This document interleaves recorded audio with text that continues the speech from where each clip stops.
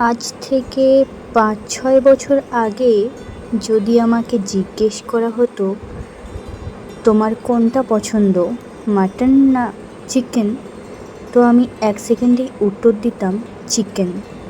তখন আমি মাটন খেতামই না। তবে এই ৫-৬ বছরে অনেক কিছু পরিবর্তন হয়েছে আমার জীবনে, সঙ্গে সঙ্গে এই অভ্যাসটাও। এখন আমি মাটন খেতেও শিখে গেছি। তার সঙ্গে সঙ্গে মাটন রান্নাটাও বেশ ভালোই পারি। তবে এইভাবে রান্নার প্রসেসটা আমি শিখেছি আমার দাদুর কাছ থেকে, আর সেই রেসিপিটাই তোমাদের সঙ্গে শেয়ার করছি। প্রথমে মাটনটার একটা সিম্পল ম্যারিনেশন হবে। সেখানে আমি নিয়েছি পেঁয়াজ, হলুদ গুঁড়ো, লবণ আর অনেকটা সর্ষের তেল।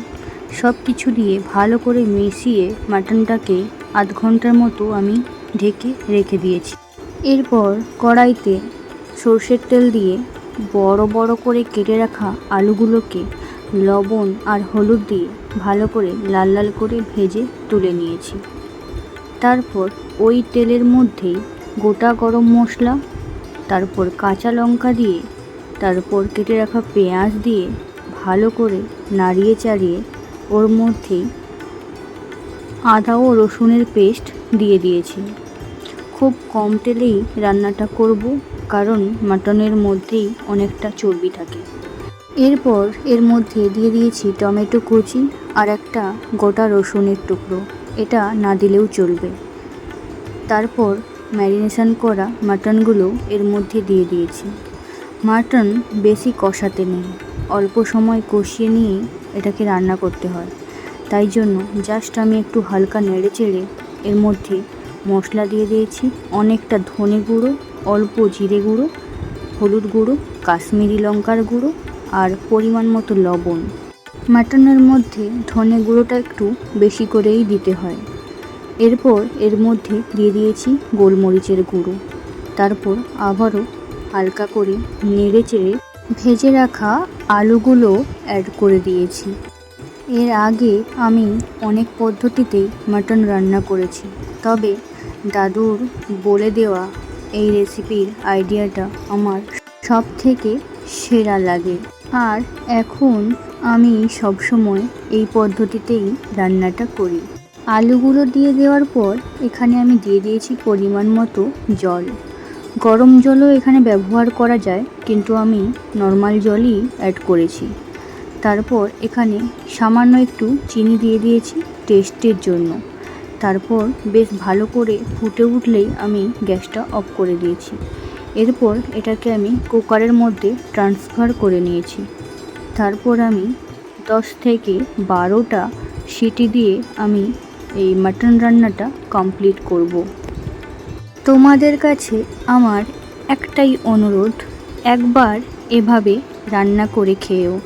অনেকেই মাটনের এই গন্ধটা নিতে পারে না, যেটা আমিও আগে নিতে পারতাম না, তবে এখন আমার অভ্যাস হয়ে গেছে খেতে খেতে।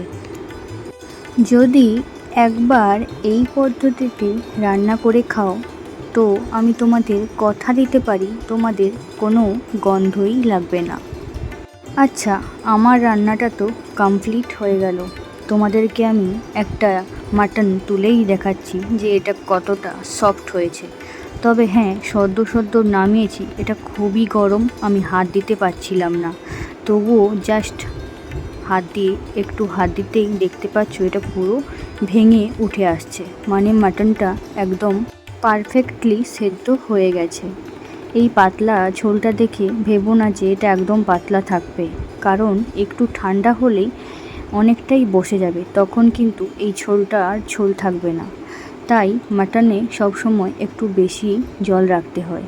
মাটনের পাতলা ঝোলই সবথেকে বেশি খেতে ভালো লাগে, আর আমি সেটাই সব সময় করি। আর হ্যাঁ, মাটন রান্না হয়ে গেলে কিন্তু বেশিক্ষণ অপেক্ষা করতে নেই।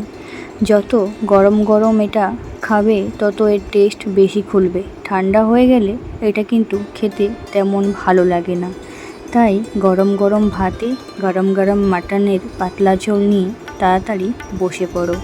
আর মাটনটা দেখেই বুঝতে পারছো যে কতটা সেদ্ধ হয়ে গেছে। একদম বোন থেকে মাংসগুলো খুলে খুলে চলে যাচ্ছে।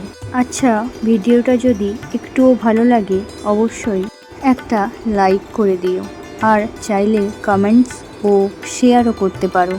সবাই খুব ভালো থেকো, দেখা হচ্ছে খুব শিগগির নেক্সট ভিডিওতে।